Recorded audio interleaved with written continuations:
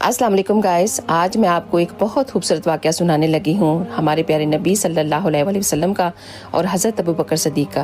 Please इसको बिल्कुल skip मत कीजिएगा, एक दफ़ा इसको ज़रूर सुनकर जाइएगा। एक दफ़ा नबी पाक सल्लल्लाहु अलैहि वसल्लम सहाबा से फरमाते हैं कि यार यहाँ रोज़ ना बैठे रहा करो, वक्फे से मिला करो, क्योंकि रोज़ मिलने से इंसान की कदर ख़त्म हो जाती है।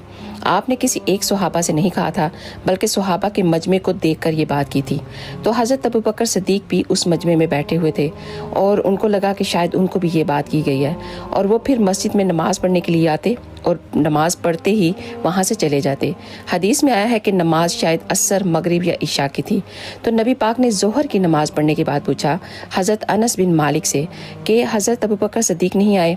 फिर असर के बाद पूछा, फिर मगरिब और इशा में भी पूछा।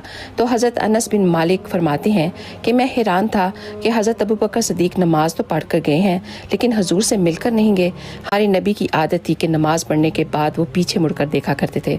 हजूर ने देख तो लिया था, लेकिन फिर भी हज़रत अनस बिन मालिक से पूछा कि वो आए नहीं। तो हज़रत अनस बिन मालिक कहते हैं कि या रसूलल्लाह, मैं पता करके आपको बताता हूँ।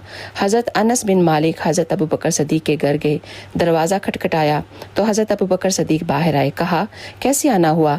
तो हज़रत अनस बिन मालिक कहते हैं कि हजूर ने आपके बारे में 3 बार पूछा है।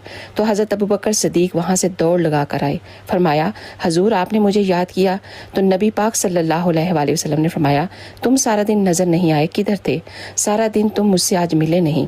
तो हज़रत अबू बकर सदीक़ कहते हैं कि कोई बात तो नहीं थी, पर फिर भी मैं रो पड़ा। हजूर, आपने ही तो कहा था कि ज़रा वक्फे से मिला करो, मोहब्बत बढ़ती है। तो हुजूर फरमाने लगे कि ए अबू बकर सदीक़, मैंने तुम्हें नहीं कहा था, मैंने तो ये मजमा देखकर सहाबा को कहा था जो यहाँ हर वक्त बैठे रहते हैं। आपने फरमाया ए अबू बकर, तुम यहाँ मेरे पास ही रहा करो, तुम रहते हो तो मेरा दिल भी लगा रहता है। सुभान अल्लाह, कितना खूबसूरत वाक़या है ना। एक दफ़ा ज़रूर शेयर कीजिएगा। जज़ाकल्लाह।